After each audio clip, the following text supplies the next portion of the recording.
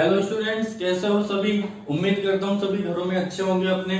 दोस्तों, सबसे पहले तो स्वागत है आपका अपने यूट्यूब चैनल एलिवेटेड एजुकेशन में। दोस्तों, मैंने पहले ही बता दिया था, इस वीडियो का निर्माण किया गया है कंपटीशन एग्जाम्स की जानकारी के लिए, कंपटीशन एग्जाम्स की तैयारी के लिए। अभी इससे पहले वाले इस वीडियो में मैंने आप लोगों को बताया था हाईकोर्ट एलडीसी की एक वैकेंसी हुई है, उसके मैंने आप लोगों को सारा डिस्क्रिप्शन बता दिया था, सिलेबस बता दिया था। अभी आप लोगों के टॉपिक स्टार्ट करने के लिए मैं आप लोगों को टेंस का टॉपिक स्टार्ट करने वाला हूं, क्योंकि टेंस का टॉपिक सबसे पहले इसलिए पढ़ा रहा हूं क्योंकि आने वाले जो टॉपिक्स हैं वो टेंस से रिलेट करेंगे। इस वजह से टेंस का टॉपिक सबसे पहले हम स्टार्ट कर लेते हैं, ठीक है। तो आप लोग ध्यान से देखिएगा, ध्यान से पढ़िएगा। टेंस का टॉपिक है, बहुत इंपॉर्टेंट टॉपिक है, ठीक है। टेंस, देखो इंग्लिश में जो टेंस होता है उसे ही आप लोग टाइम का नाम भी बोल सकते हो, कि टाइम भी बोलते हैं इसी को। और जो आप लोग 10th 12th में पढ़ के आए हो, 11th में पढ़े होंगे कि correct form of the verb, वो भी इसी से ही होता है। टेंस से पढ़ाने से पहले मैं आप लोगों को एक चीज बता देता हूँ कि कोई सा भी टॉपिक हम पढ़ेंगे उसके बारे में बहुत विस्तार से बात तो करेंगे ही करेंगे, साथ में कौन सी एग्जाम में किस प्रकार का प्रश्न पूछा जाता है, कौन सी कंपटीशन एग्जाम्स में, कि एसएससी में कैसा पैटर्न होगा, एलडीसी में पैटर्न कैसा होगा, उन पैटर्न से संबंधित बात भी हम हर टॉपिक को स्टार्ट करने से पहले करेंगे। तो सबसे पहले तो टेंस का आप लोग देखिए कि एग्जाम पैटर्न क्या है।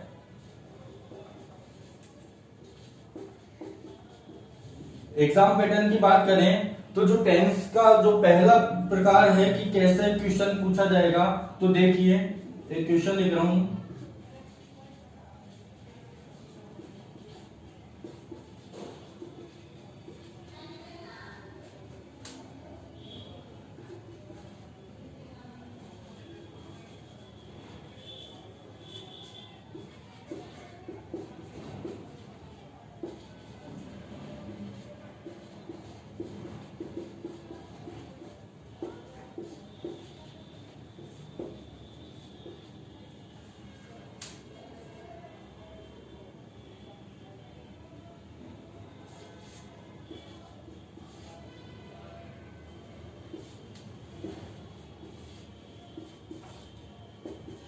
देखो बेटा, मैंने क्या किया है, इस क्वेश्चन के अंदर एक वाक्य लिखा है, by the end of this month I have written many articles. मैंने इसके अंदर देखो इस वाक्य के 4 भाग कर दिए हैं, ए बी सी डी में जो तोड़ दिया है इसको। ए बी सी तो वाक्य को तोड़ा है, लास्ट में मैंने लिखा है नो एरर। आपको क्या करना है, इस प्रकार का अगर क्वेश्चन पूछा जाता है तो देखिए एसएससी लेवल पे इसी प्रकार के प्रश्न पूछे जाते हैं। By the end of this month, by the end of this month I have written many articles. इसमें आप लोगों को बताना है कि कौन से वाले भाग में एरर है। अगर किसी भी भाग में गलती नहीं है तो आपका लास्ट वाला ऑप्शन होता है डी। तो ओएमआर शीट में या फिर कंप्यूटर टाइपिंग, कंप्यूटर में अगर टेस्ट हो रहा है, ऑनलाइन टेस्ट हो रहा है, तो आप लोगों को डी पर क्लिक करके आ जाना है, ठीक है। तो एक तो पैटर्न इस प्रकार का पूछा जाता है। क्वेश्चन नंबर 2 भी लिख रहा हूं कि दूसरा पैटर्न किस प्रकार का होता है।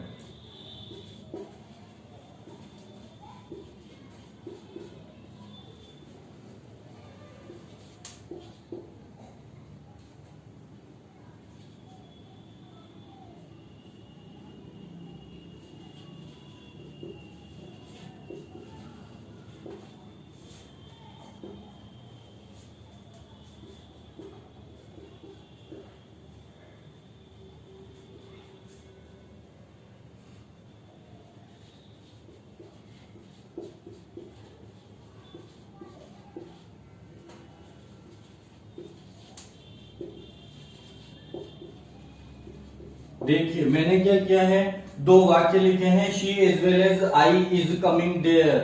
और दूसरा क्वेश्चन है, दूसरा सेंटेंस है I as well as she am going there. मैंने 2 वाक्य लिखे हैं। आप लोगों को इन दोनों वाक्यों के लिए ऑप्शंस क्या क्या देंगे एग्जामिनर, देखो एक तो है फर्स्ट करेक्ट, ऑप्शन बी होगा कि सेकंड करेक्ट। अगर फर्स्ट वाला करेक्ट है तो आपका आंसर ए हो जाएगा, अगर बी सेकंड वाला करेक्ट है तो आपका आंसर क्या हो जाएगा, बी। यदि आपको लगता है कि नहीं है तो दोनों ही सही हैं, तो आपका आंसर क्या हो जाएगा भाई, सी, बोथ करेक्ट। और अगर यूं लगता है कि नहीं आपके दोनों ही आंसर गलत हैं तो बोथ इनकरेक्ट। तो आप लोगों में से कोई भी अंदाजा लगा के बता सकते हैं कि इनका उत्तर क्या होगा। देखिए मैं आप लोगों को बता देता हूं कि पहले वाले में तो मिस्टेक ये थी कि by the end of this month I have written many articles, तो बी वाले भाग में गलती थी। क्या गलती थी वो हम टेंस पढ़ेंगे तब अच्छे से समझ पाएंगे। फिलहाल मैं ये बता देता हूं कि ये जो टेंस है ना बेटा, वो टेंस है आपका ये फ्यूचर परफेक्ट टेंस है। उसमें क्या होता है बाय, ये जो होता है ना टाइम, बाय प्लस टाइम आ जाता है। तो ये बाय प्लस और ये देखो the end of this month time आ गया क्या, तो बाय प्लस टाइम जब आ जाता है तो वहां पर फ्यूचर परफेक्ट टेंस होता है। तो वहां पर क्या करना है आपको, फ्यूचर परफेक्ट में शैल हैव प्लस वर्ब की थर्ड फॉर्म करनी थी। वो बात की बात है, आप लोगों को अच्छे से समझाऊंगा जब टॉपिक स्टार्ट करेंगे। दूसरा क्वेश्चन देखिए, she as well as I is coming there और I as well as she am going there. इसमें देखना है कौन सा वाला वाक्य सही है। देखिए पहला वाला देखो, क्या सही लग रहा है क्या आप लोगों को, बताइए। देखिए she as well as I is, आप लोगों को सबसे ज्यादा गड़बड़ कहां पर लग रहा है कि आई के साथ में क्या लगा दिया मैंने, इज लगा दिया, जबकि होना क्या चाहिए था, एम होना चाहिए था। दूसरे वाले में देखो कि यहाँ पर I as well as she is आना चाहिए था, लेकिन लगा हुआ क्या है, शी एम लगा हुआ है। कि इज आर एम का मिस्टेक है कि सब्जेक्ट के साथ में जो वर्ब है वो सही तरीके से नहीं लगी हुई है। जबकि देखिए हम जब एक टॉपिक और आएगा आपके सब्जेक्ट वर्ब एग्रीमेंट, जब वो अच्छे से पढ़ेंगे तब हमें पता चलेगा कि ये जो वाक्य हैं दोनों के दोनों बिल्कुल सही है। अभी फिलहाल आप लोग इसका आंसर कर लीजिए, बहुत करेक्ट। उसके बाद में देखिए तीसरा एग्जाम पैटर्न,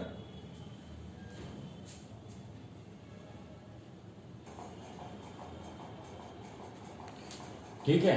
दो क्वेश्चन होने के बाद में देखिए अपन तीसरा क्वेश्चन करते हैं कि तीसरा एग्जाम का पैटर्न कैसा होगा। तीसरा एग्जाम पैटर्न देखो क्या है, मतलब ये अलग अलग टाइप के क्वेश्चन है। आप लोगों को पता होना चाहिए कि किस प्रकार का एग्जाम में क्वेश्चन आएगा और आप लोगों को एमआर शीट पे या फिर आपके कंप्यूटर स्क्रीन पे करके क्या आना है एक्चुअली। तीसरा क्वेश्चन देखिए, when the sunset she blank place home.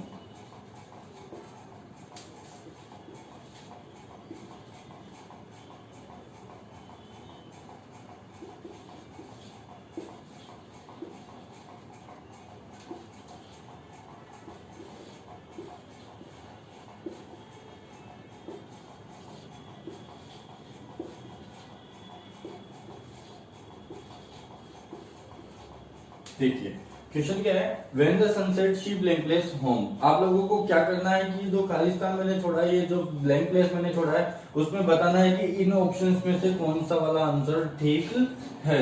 देखिए आप एक बार अरेंज करके देखिए, when the sunset she go home, when the sunset she goes to home, went home, go to home.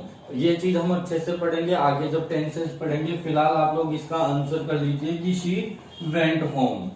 कि ये गोज टू क्यों नहीं आया, ये गोज टू क्यों नहीं आया, या फिर ये गो क्यों नहीं आया, ये आप लोग जब टॉपिक पढ़ेंगे, अभी थोड़ी देर में हम टॉपिक स्टार्ट कर रहे हैं, तब अच्छे से समझ पाओगे। ठीक है, ये तीसरा एग्जाम पैटर्न हो गया।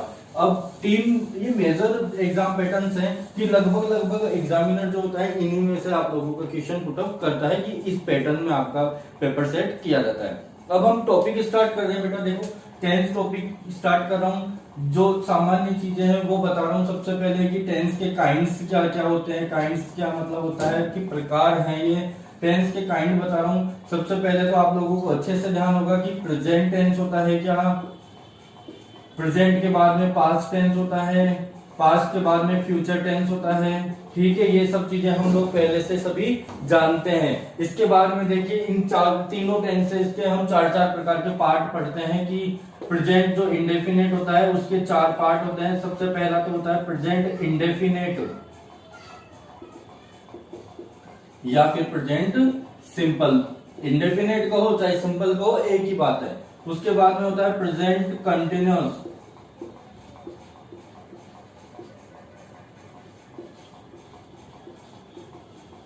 फिर होता है प्रेजेंट परफेक्ट टेंस, फिर होता है प्रेजेंट परफेक्ट भी आएगा प्लस कंटिन्यूअस भी आएगा। ठीक है, यही सेम कहानी होती है पास्ट टेंस के साथ में, और यही चीज होती है फ्यूचर टेंस के साथ में कि पास्ट इंडेफिनेट या past simple, past continuous, past perfect continuous. उसी प्रकार से फ्यूचर के भी ये चारों प्रकार के पार्ट्स होते हैं। अब देखिए हमारे को टेंस में क्या करना है। टेंस में आप लोग जब ये क्लासिफिकेशन पढ़ रहे हो तो साथ के साथ ये आगे भी लिख देते हैं कि हम चार चार प्रकार के वाक्य पढ़ते हैं। प्रत्येक टेंस में हम चार चार प्रकार के वाक्यों का निर्माण करते हैं। तो प्रेजेंट इंडेफिनिट का जो वाक्य है देखो चार प्रकार का बनेगा। एक तो बनेगा अफर्मेटिव,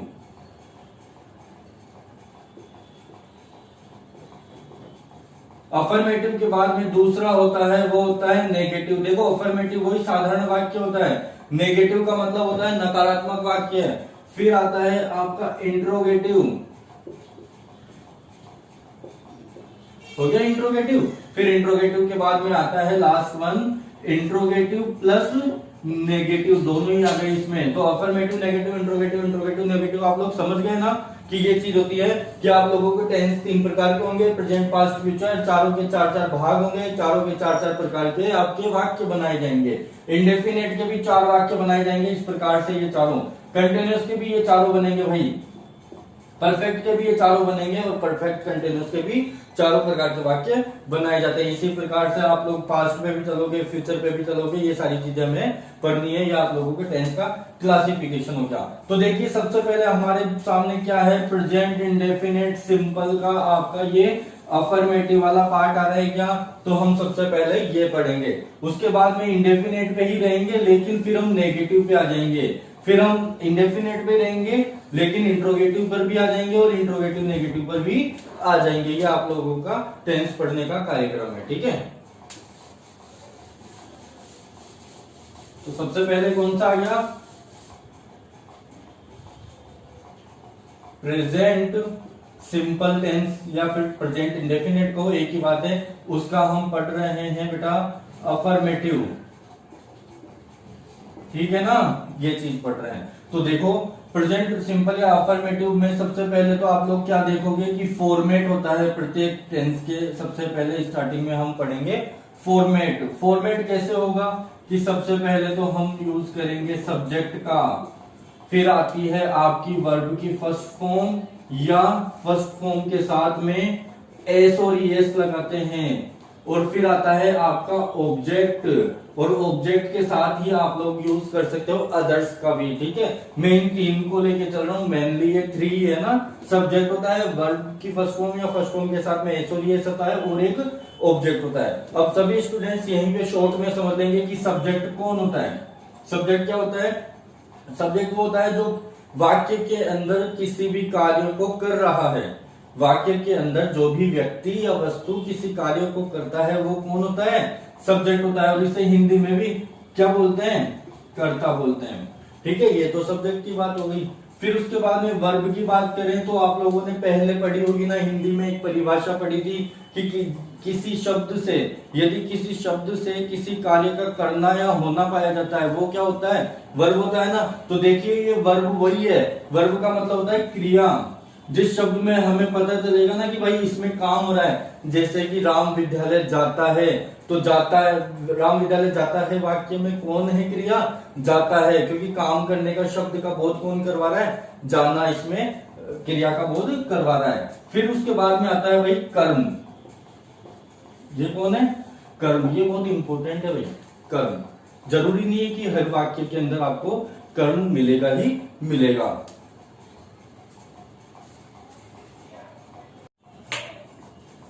देखिए भैया हम कर्म की बात कर रहे थे कि कर्म क्या होता है, कर्म क्यों इंपॉर्टेंट होता है हर वाक्य के अंदर। देखिए जब हम एक्टिव पैसिव पढ़ेंगे, वॉइस का टॉपिक पढ़ेंगे ना, तो आप लोगों को सबसे ज्यादा इंपॉर्टेंट जो होगा वो होगा ऑब्जेक्ट। अगर आपको ऑब्जेक्ट पकड़ना आ गया तो आप लोग क्या कर लोगे, एक्टिव पैसिव के क्वेश्चन बहुत आसानी से कर लोगे।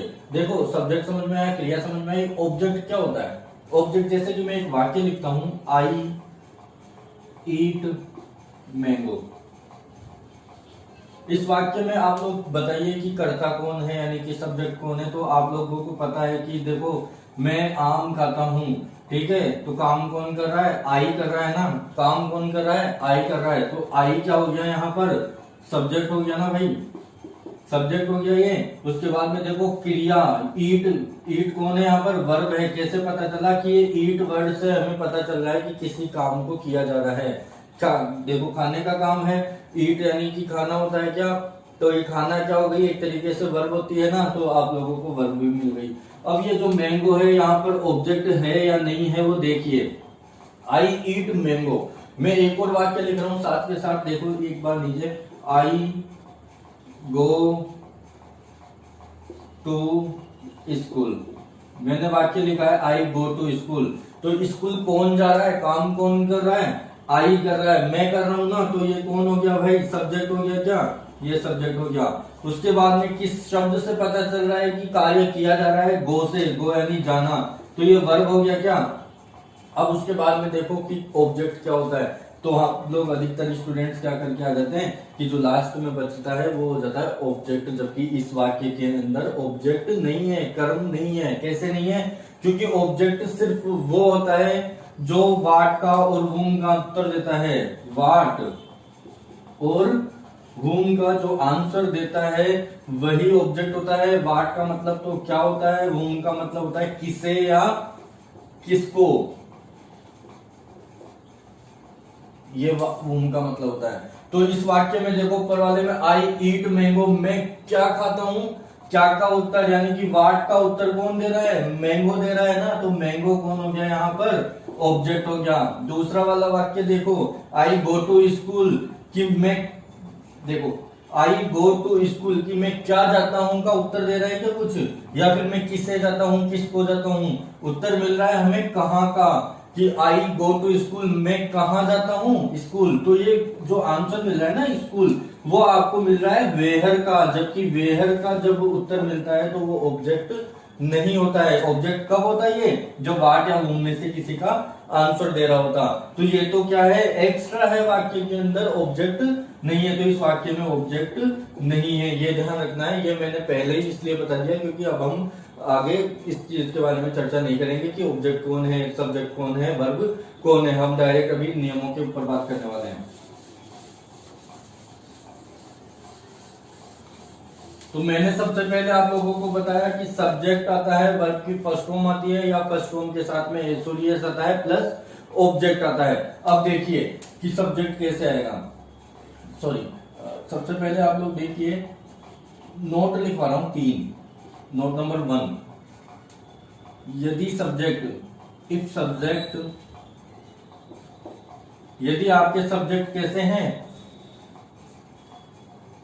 ही, शी, इट, नेम या फिर सिंगुलर सब्जेक्ट हैं, तो क्या करोगे, तो वर्ब की फर्स्ट फॉर्म के साथ एस या ईएस का प्रयोग करते हैं। ठीक है जी, तो वर्ब की फर्स्ट फॉर्म के साथ में क्या करते हैं, एस और ईएस का प्रयोग करते हैं। नोट नंबर 2, नोट नंबर 2 देखो कैसे होगा।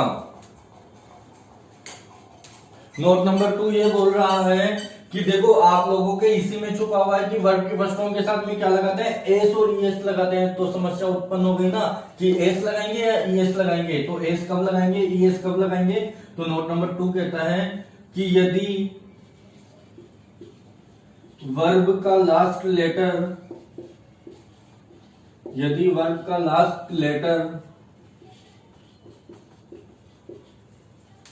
कैसा हो, S, double S, S H, C H, O, X या जेड हो, तो क्या करेंगे, हो तो ईएस का यूज करते हैं।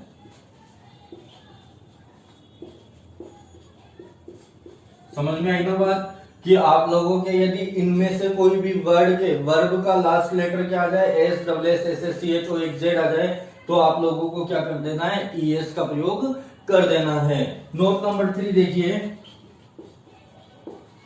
वो कहता है कि यदि आपका subject, if your subject, if subject कैसा हो, आई, वी, यू, दे या फिर प्लूरल हो। प्लूरल का मतलब सभी समझते हैं ना, दो या दो से अधिक चीजें हैं, यानी कि बहुवचन कहते हैं इसको। तो इफ और subject I we you they और प्लूरल हो तो क्या करेंगे, एस या ईएस नहीं लगाते हैं। क्लियर हो गया ना ये चीज भाई, कि मैंने क्या बताया था आप लोगों को, यही तो बताया था ना, सब्जेक्ट प्लस वर्ब की फर्स्ट फॉर्म या फर्स्ट फॉर्म के साथ में एस और ईएस प्लस ऑब्जेक्ट, यही बताया था। तो आप लोगों को यहां से क्लियर करना है कि वर्ब की फर्स्ट फॉर्म तो कब लगानी है और वर्ब की फर्स्ट फॉर्म में एस और ईएस कब लगाना है। तो देखो फर्स्ट फॉर्म में एस और ईएस कब लगाओगे, जब आपका सब्जेक्ट ही शीट नेम और सिंगुलर होगा। फिर देखो एस लगाओगे या ईएस लगाओगे, तो यदि आपके वर्ब का last letter S W S S S C H O Z आ जाता है तो ईएस का यूज करते हैं। आई भी उदय और प्लूरल सब्जेक्ट आ जाएगा तो आप क्या करोगे, तो आप लोगों को यूज करना है, सिर्फ यूज नहीं करना है एस और ईएस का। ओके, यहां से आगे चलते हैं अब हम एग्जांपल्स की ओर।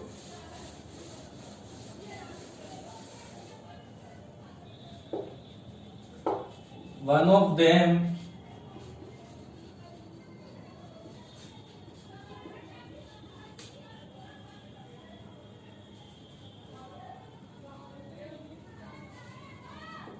One of them notices me daily. वाक्य के अंदर आप लोगों को one of them notices me daily, ठीक है। मैंने यहां पर क्या कर दिया, इस वाक्य को या इस शब्द को जो वर्ब है उसको मैंने अंडरलाइन कर दिया है। अब देखिए आप लोगों के ऑप्शंस,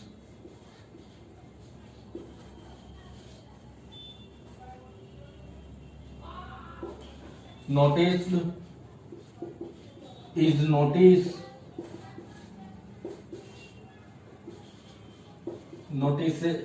notice और डी नो इम्प्रूवमेंट। इस वाक्य में देखो समझ में आया क्या करना है, कि मैंने इसमें वर्ब को क्या कर दिया, अंडरलाइन कर दिया। आप लोगों को बताना है कि अंडरलाइंड वर्ड के स्थान पर, अंडरलाइंड जो वर्ब है उसके स्थान पर इनमें से कौन सा ऑप्शन आएगा। यदि ये वाला सही है, जो लिखा हुआ है वही सही है, तो आपका लास्ट वाला ऑप्शन हो जाएगा नो इम्प्रूवमेंट, कोई सुधार नहीं, कि वही सही है भाई। और अगर आप लोगों को लगता है कि नहीं ये वाला तो गलत है, इनमें से कोई करना है, तो आप लोग वो वाला ऑप्शन करके आ जाना। फिलहाल आप लोग देखिए, आप लोगों ने अभी अभी पढ़ा कि वन ऑफ देम सब्जेक्ट अगर सिंगुलर आता है तो क्या करते हैं, वर्ब की फर्स्ट फॉर्म में एस और ईएस लगाते हैं। अभी वन ऑफ देम तो क्या उनमें से है क्या सब्जेक्ट, ही शीट नेम है क्या, ये क्या है, ही शीट नेम तो नहीं है, लेकिन ये सेंस किसका दे रहा है कि उनमें से एक, सिंगुलर का सेंस दे रहा है ना भाई, सिंगुलर का सेंस दे रहा है। तो ये वाक्य में क्या करना है, वर्ब की फर्स्ट फॉर्म में एस और ईएस जोड़ना है या नहीं जोड़ना है, बिल्कुल जोड़ना है। तो नोटिसेस बिल्कुल सही है, ठीक है। एक क्वेश्चन तो आपका ये हो गया, नो इम्प्रूवमेंट आ जाएगा ना इसका उत्तर।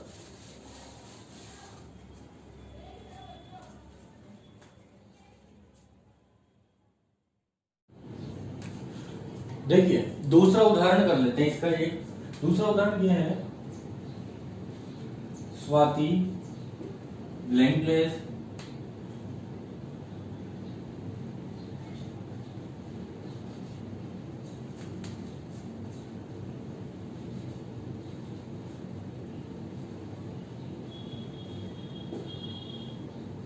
Swati blank place food at home. पहला वाला ऑप्शन देखिए टेक, ऑप्शन बी है टैक्स, ऑप्शन सी है हैव टेकन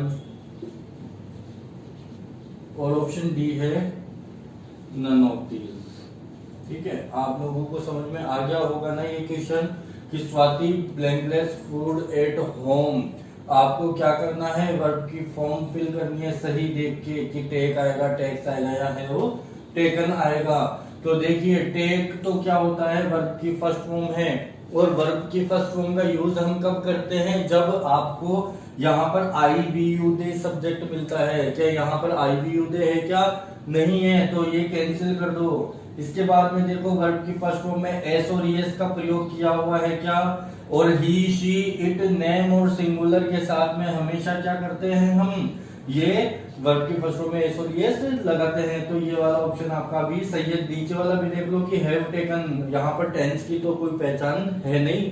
एक बार आप देख लीजिए ढंग से कि ये जो Swati blameless food at home, यहाँ टेंस की कोई पहचान नहीं दी हुई है, इसलिए हमें पता भी नहीं है कि कौन सा टेंस है। लेकिन इन ऑप्शंस के हिसाब से आपका ये वाला आंसर सही है, क्योंकि अगर इसको सही करना होता तो हैव के स्थान पर हमें क्या लगाना पड़ता भाई, हैज लगाना होता। इस वजह से ये वाला क्वेश्चन में जो ऑप्शन है आपका वो बी वाला बिल्कुल सही है।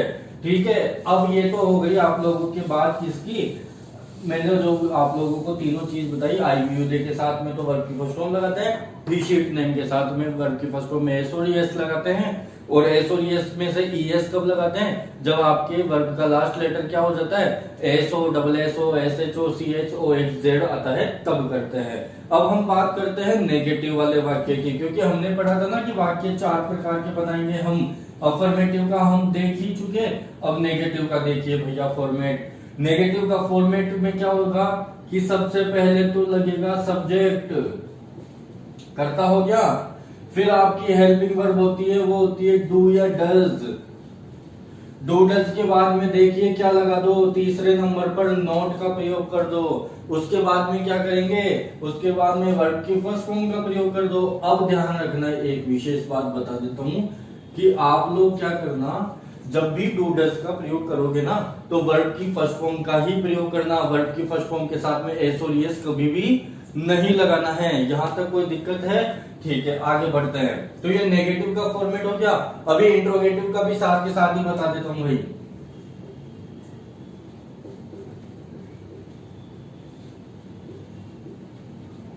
इंट्रोगेटिव का मतलब क्या होता है, प्रश्नवाचक वाक्य।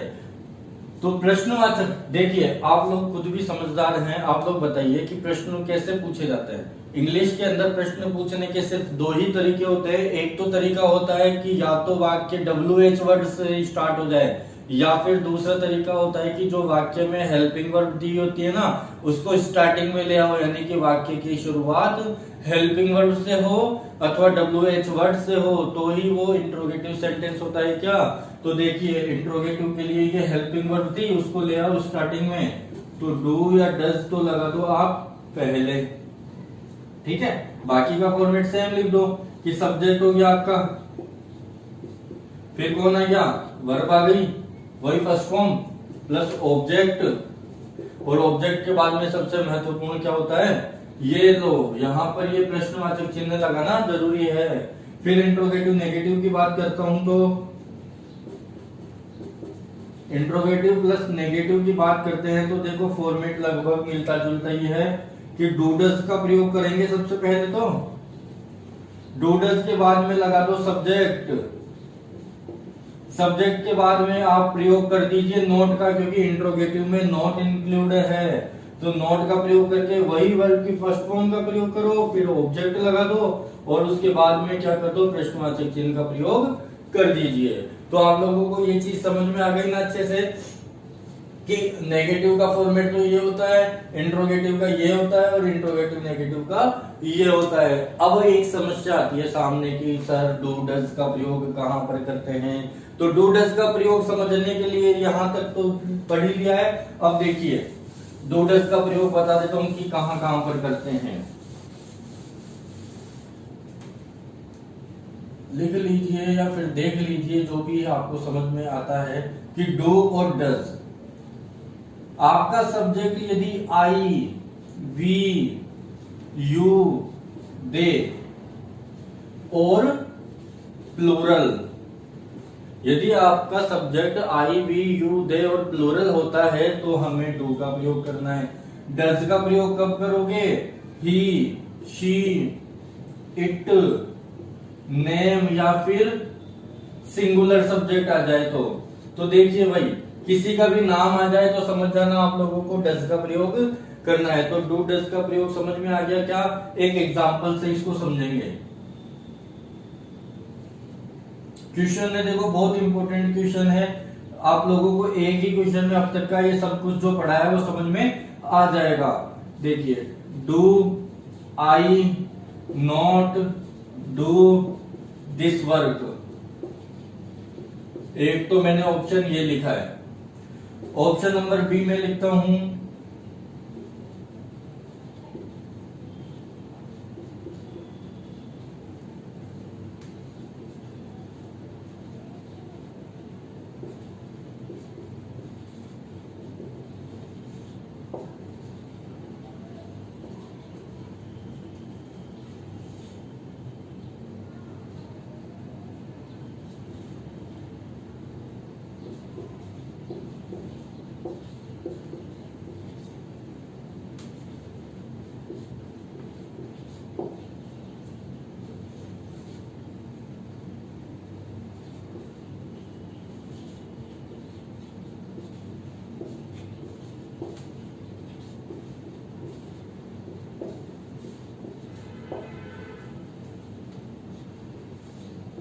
देखिए मैंने एक वाक्य लिखा है, मतलब कई सारे वाक्य हैं। Do I not do this work, I as well as I am not going there, do they play hockey, she does not plays hockey और नन। आप लोग देख के अच्छे से समझिए कि इस वाक्य में, इन वाक्यों के अंदर कौन से वाले भाग में गलती है, यानी कि इनमें से कौन सा वाला सही है और कौन सा वाला गलत है। देखिए लास्ट से शुरू करते हैं, कि डी वाले पार्ट से स्टार्ट करता हूं मैं आप लोगों को समझाने के पर्पज से, कि she does not plays hockey. ये देखो डू डज का प्रयोग सही किया हुआ है क्या, कि ही शी इट नेम के साथ में डू डज का प्रयोग करते हैं, यहां तक ठीक है।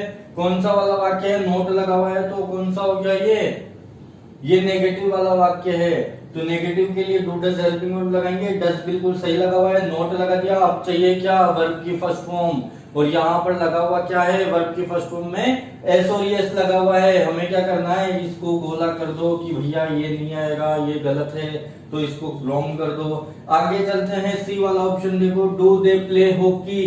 डू आ गया पहले, यानी हेल्पिंग वर्ब कौन आ गई, डू आ गया ना, पहले आ गया। डू पहले आ जाने से ये वाक्य कौन सा हो जाता है, इंट्रोगेटिव में चला गया क्या, क्योंकि हेल्पिंग वर्ब जब स्टार्टिंग होती है, जब वाक्य की शुरुआत हेल्पिंग वर्ब से होती है, तो वो वाक्य इंट्रोगेटिव का होता है। ये देखिए डू पहले आ गया, इंट्रोगेटिव वाक्य है। डू के साथ में देखो, दे के साथ में आई वी यू दे, दे आ गया, दे के साथ में डू का प्रयोग करते हैं, सही है क्या, बिल्कुल सही है। आगे चलते हैं, वर्ब की फर्स्ट फॉर्म का प्रयोग करना था, वही है क्या, वही है। उसके बाद में आपका ऑब्जेक्ट भी है, सब कुछ है इस वाक्य के अंदर, लेकिन फिर भी गलत है, क्योंकि इसमें ये प्रश्नवाचक चिन्ह का अभाव है। ठीक है, जब तक प्रश्नवाचक चिन्ह नहीं लगाएंगे तो ये वाक्य सही नहीं है।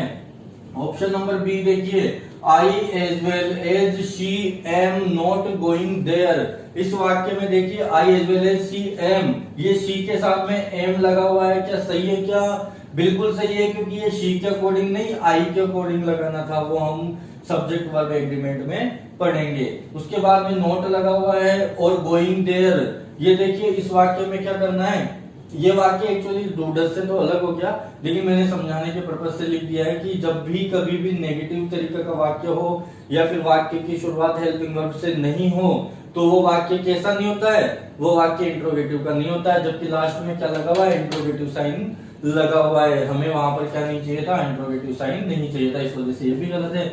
Do I not do this work, do आ गया, आई के साथ में डू का प्रयोग करते हैं, इंट्रोगेटिव वाक्य है, वर्ब की फर्स्ट फॉर्म भी लगी हुई है। देखिए डू, यहाँ पर डू जो है ना, ये हेल्पिंग वर्ब का नहीं, यहाँ पर मेन वर्ब का काम कर रहा है। डू यानी कोई काम करना, ठीक है।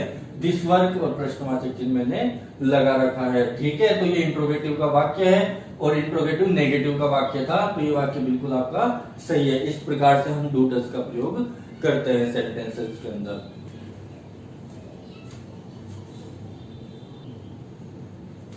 देखिए इसके बाद में हमारे सामने क्या आता है, कि अब हमने क्या है कि देखो नेगेटिव इंट्रोगेटिव इंट्रोगेटिव नेगेटिव सब चीजें पढ़ ली हमने, है ना, थोड़ा थोड़ा वाक्य के बारे में जान लिया है। अब कौन सा टेंस, कौन सा वाक्य कौन से टेंस का है, वो कैसे पता चलेगा कि हम प्रेजेंट इंडेफिनिट पढ़ रहे हैं, तो प्रेजेंट इंडेफिनिट की पहचान कैसे करेंगे, उसके लिए होती है आप लोगों के लिए पहचानने के लिए आइडेंटिफिकेशन। तो प्रेजेंट इंडेफिनिट टेंस की हम आइडेंटिफिकेशन अभी स्टार्ट करने वाले हैं।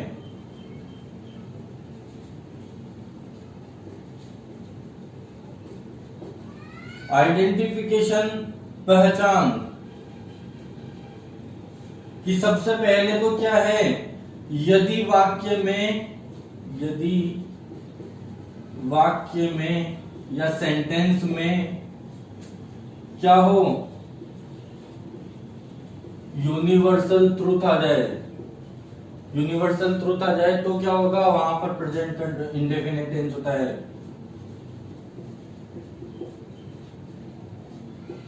हैबिचुअल एक्शन हो,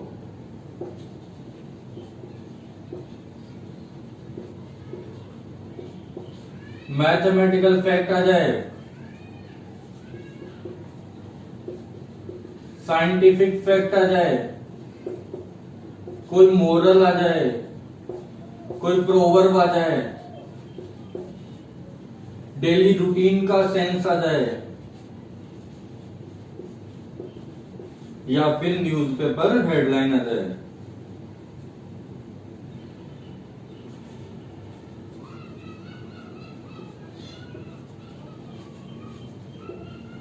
देखिए ये इनमें से का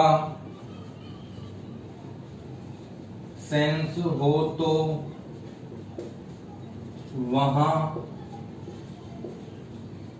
प्रेजेंट इंडेफिनिट टेंस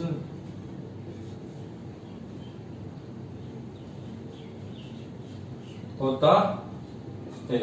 देखिए यदि वाक्य के अंदर यूनिवर्सल ट्रुथ सभी समझते हैं कि सार्वभौमिक सत्य जिसे हम नहीं बदल सकते हैं, ठीक है, शाश्वत सत्य को क्या कहते हैं, यूनिवर्सल ट्रुथ कहते हैं।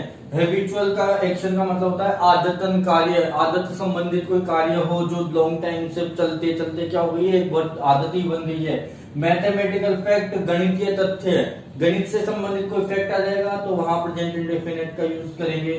साइंटिफिक फैक्ट आ जाए यानी कि वैज्ञानिक तथ्य आ जाए तो भी क्या करेंगे, प्रेजेंट इंडेफिनिट। मोरल का मतलब होता है भाई शिक्षा, मोरल, यदि वाक्य में कोई शिक्षा से संबंधित भाव आ जाता है तो वहां पर क्या किया जाता है, प्रेजेंट इंडेफिनिट टेंस का यूज किया जाता है। प्रोवर्ब, प्रोवर्ब देखिए क्या होती है, प्रोवर्ब का मतलब होता है कहावत, कोई कहावत हो तो वो भी प्रेजेंट इंडेफिनिट में यूज की जाती है। डेली रूटीन यानी होता है दिनचर्या, और न्यूज़पेपर हेडलाइन का मतलब जो न्यूज़पेपर की जो मेन हेडलाइंस होती है वो ऑलवेज प्रेजेंट इंडेफिनिट टेंस में चलती है, ठीक है। तो ये तो हो गई आप लोगों के लिए आइडेंटिफिकेशन नंबर 1 की पहली पहचान क्या है कि यदि वाक्य में इनमें से किसी का भी क्या आ जाए, सेंस आ जाए, भाव आ जाए, तो वहां पर आप कर दोगे कौन सा टेंस, प्रेजेंट इंडेफिनिट टेंस कर दोगे। अब देखिए इससे संबंधित कुछ एग्जाम्पल देख लेते हैं।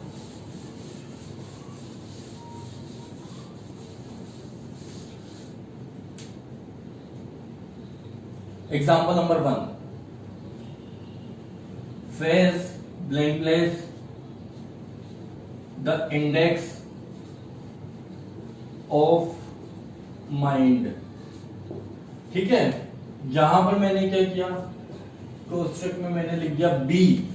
इस वाक्य में खाली स्थान के स्थान पर आपको बी की फॉर्म फिल करनी है। बताइए कैसे करोगे कि face blank place the index of mind. Face क्या होता है, इंडेक्स ऑफ माइंड, माइंड का इंडेक्स होता है। ये क्या है, एक प्रोवर्ब है, कहावत है। अगर कहावत आ जाती है वाक्य के अंदर तो क्या होता है, प्रेजेंट इंडेफिनिट टेंस का प्रयोग करेंगे। तो देखिए बी की फॉर्म कैसे पता चलेगी, तो ये इंपॉर्टेंट है, थोड़ा सा बता देता हूं कि बी की 3 फॉर्म होती है। सबसे पहली फॉर्म होती है वो होती है इजारेम।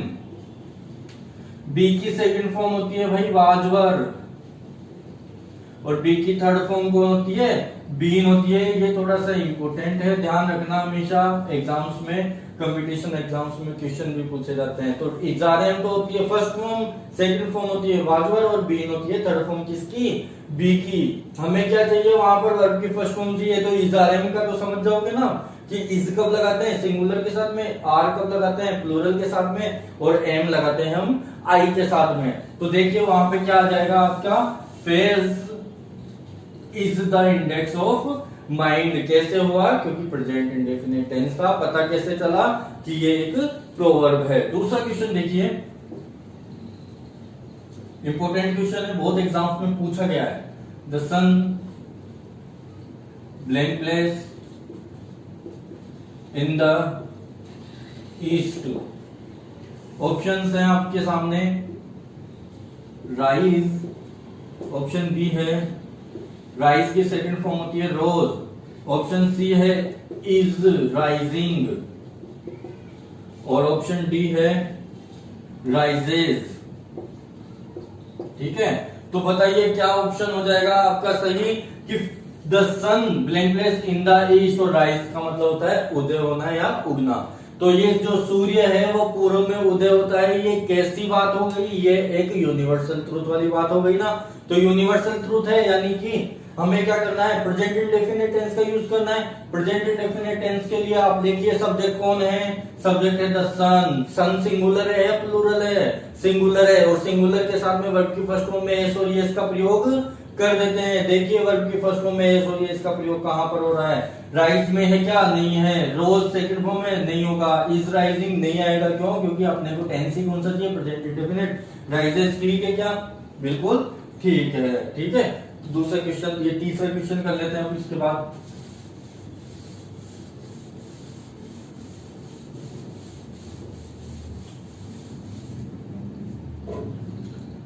थर्ड क्वेश्चन है, if you blankless the salt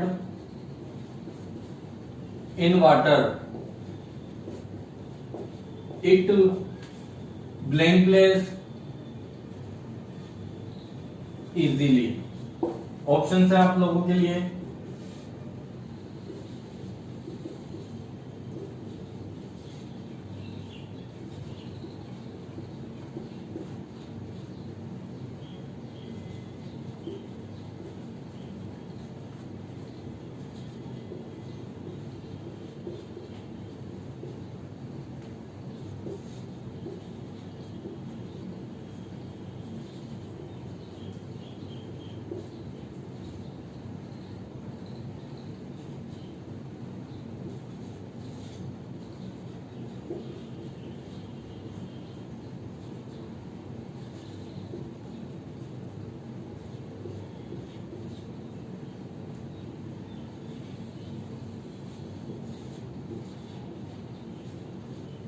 देखिए if you blankless the salt in water, it blankless easily. इसमें क्या है, मिक्स मिलाना, इसमें क्या है, डिजोल्व घुल जाना। यानी कि वाक्य का मतलब क्या हुआ, यदि आप नमक को किसमें, पानी में मिलाते हो तो क्या हो जाता है, डिजोल्व हो जाता है, घुल जाता है। कैसी बात हो गई है, ये एक वैज्ञानिक तथ्य हो गया क्या। और जब वैज्ञानिक तथ्य होता है तो टेंस कौन सा लगता है अपना, प्रेजेंट इंडेफिनिट लगता है कि नहीं लगता है। तो प्रेजेंट इंडेफिनिट टेंस के अकॉर्डिंग आपको देखते जाओ कि सब्जेक्ट कौन है, यू है तो उसके अकॉर्डिंग देख लो, और उधर कौन है, इट है तो उसके अकॉर्डिंग देख लो। यू के साथ में वर्ब की फर्स्ट फॉर्म लगाते हैं, फर्स्ट फॉर्म के साथ एस और एस लगाते हैं, बताइए वर्ब की फर्स्ट फॉर्म का प्रयोग करते हैं। तो यू के साथ में वर्ब की फर्स्ट फॉर्म देखो सबसे पहले तो कहां पर है, इधर इसमें देखो फर्स्ट फॉर्म कहां कहां पर है, कि इसमें तो मिक्सेज है, इसमें भी मिक्सेज है। इन दोनों ऑप्शंस को खत्म कर दो, अपने पास में सिर्फ दो ऑप्शन रह गए क्या। एग्जाम में भी आप लोगों को ऐसा ही करना है कि जहां पर आप लोगों का एक ऑप्शन सेट हो जाए ना, इस तरीके के दो ऑप्शंस वाले क्वेश्चन की बात कर रहा हूं, जब दो में ये क्लियर हो गया ना कि यहाँ पर मिक्सेस तो आएगा नहीं, सिर्फ मिक्स आएगा, तो हमारे दो ऑप्शन कैंसिल हो गए, बचे हैं कितने, दो। अब हमारे को दो में ही लड़ाई करनी है, चार में लड़ाई नहीं करनी है। समझ में आई ना बात, ठीक है। मिक्स है, मिक्स है, यहाँ पर डिसोल्व है, यहाँ पर डिसोल्व्स है। आप देखिए कि इट के साथ में क्या लगाते हैं, इट के साथ में वर्ब की फर्स्ट फॉर्म में एस और एस का प्रयोग करते हैं ना। तो देखिए कहां पर करा हुआ है, इधर किया हुआ है क्या, हटाओ इसको, तो आंसर क्या आ जाएगा, सी ऑप्शन आ जाएगा। If you mix the salt it dissolves easily, ये आपका क्वेश्चन हो गया, ठीक है। अब इसके बाद में देखिए आइडेंटिफिकेशन नंबर 2 बताने जा रहा हूं मैं आप लोगों को, कि अगर ऐसे नहीं तो वैसे पता चलेगा। समझ गए कि कौन सा टेंस है प्रेजेंट इंडेफिनिट के लिए, प्रेजेंट इंडेफिनिट है या फिर कोई दूसरा टेंस है। आइडेंटिफिकेशन नंबर 2 पढ़ रहे हैं हम, और उसमें क्या होता है देखिए, यदि, ठीक है, आइडेंटिफिकेशन नंबर 2 पढ़ रहे हैं, फर्स्ट समझ में आ गई ना आप लोगों को अच्छे से।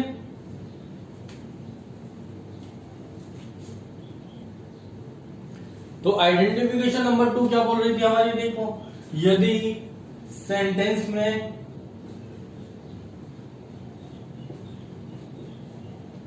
ऑलवेज, नेवर, सेल्डम, रेयरली या बेयरली, यूजुअली ऑफन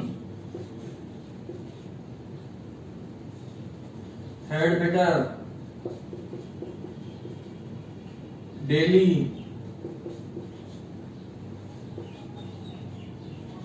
और एवरीडे। यदि वाक्य में always, never, seldom, rarely, बेयरली, usually, often, had better, daily और एवरीडे का प्रयोग करते हैं तो क्या हो जाएगा, वो वाक्य प्रेजेंट इंडेफिनिट टेंस का होता है। देखिए एक इसमें इंपॉर्टेंट बात यह है कि यहां से लेके और यहां तक, ऑलवेज से लेके हेड बेटर तक के मैंने जो ऊपर जितने भी शब्द लिखे हैं वो यूज बिफोर मेन वर्ब, मुख्य क्रिया से पहले ही इनका प्रयोग किया जा सकता है। उसके बाद में अगर हम इनका प्रयोग करते हैं तो वाक्य गलत हो जाएगा। और डेली और एवरीडे को अधिकांशतः हम वाक्य के अंत में सेट करते हैं, यह आप लोगों को ध्यान रखना है। तो ऑलवेज, नेवर, सेल्डम, रेयरली, बेयरली का मतलब सबको पता है क्या? ऑलवेज हमेशा, नेवर यानी कि कभी नहीं, सेल्डम का मतलब होता है, ये इंपॉर्टेंट है भाई, सेल्डम यानी होता है यदा कदा, ठीक है, यदा कदा। रेयरली, बेयरली सब समझते ही हैं, दुर्लभता से, यूजुअली सामान्यतया, ऑफन होता है अक्सर, ठीक है। इस प्रकार से आप लोगों को ये चीजें ध्यान रखनी है कि अगर इनमें से कुछ भी आ जाएगा तो प्रेजेंट इंडेफिनिट टेंस का प्रयोग करेंगे। उदाहरण के लिए देखिए,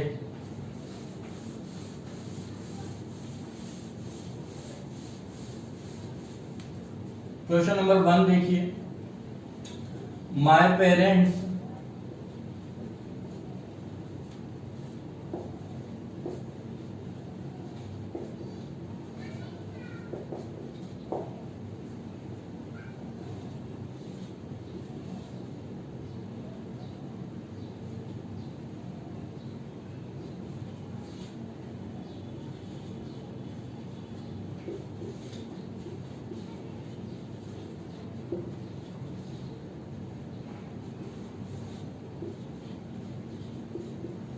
देखिए, एक और ऑप्शन कर देता हूँ, नन।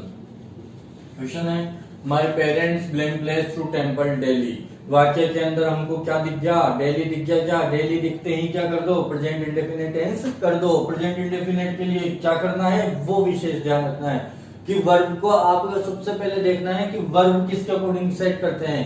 वर्ब हमेशा प्रयोग करते हैं सब्जेक्ट के अकॉर्डिंग। सब्जेक्ट कौन है? My parents. सिंगुलर है या प्लूरल है? प्लूरल है। प्लूरल के लिए क्या करते हो? वर्ब की फर्स्ट फॉर्म लगाते हो।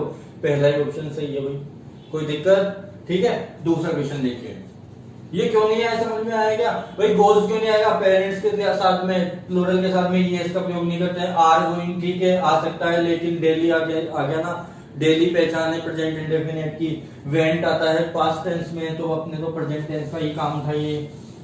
आगे चलते हैं, वेहंदा question number 2, sunset she blank place home. ठीक है, ऑप्शंस देखिए, बहुत इंपॉर्टेंट क्वेश्चन है और बहुत समझने वाली बात है इस क्वेश्चन के अंदर, अच्छे से समझिएगा। ठीक है, option number A, when the sunset she blank place home, she goes home. Option B, she go to home. Option C, she go home. Option D, she went home. Option ई,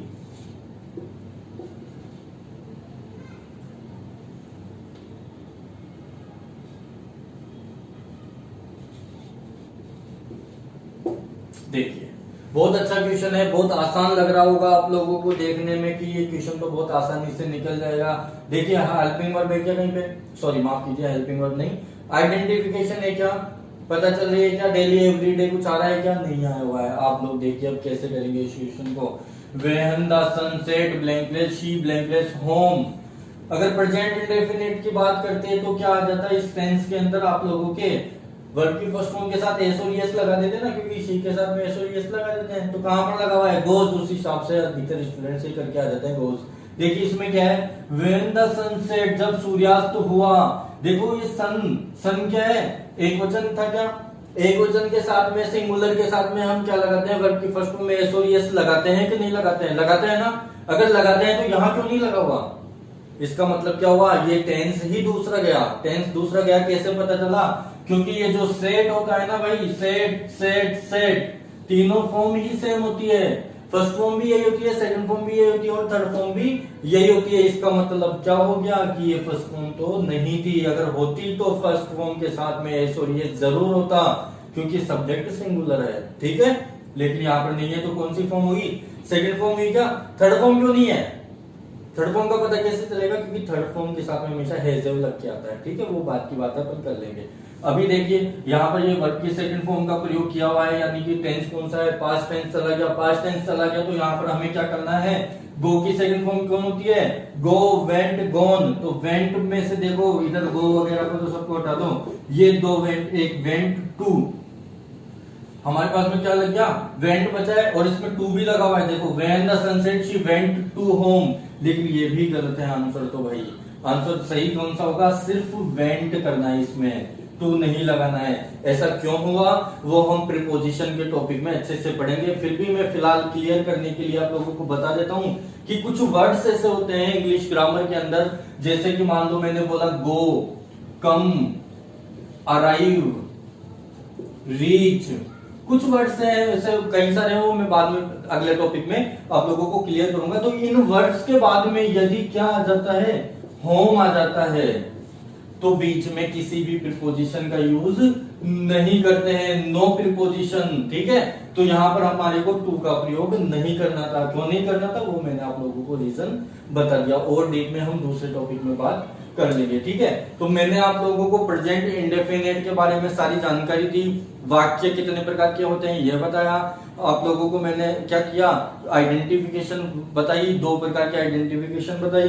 पहले में मैंने बात की यूनिवर्सल ट्रूथ वगैरह की, scientific fact वगैरह की, और दूसरे में मैंने ये बोला कि ये वर्ड्स यदि आ जाएं, ऑलवेज, नेवर, सेल्डम वाले वर्ड्स आ जाएं, तो आप लोगों को क्या करना है?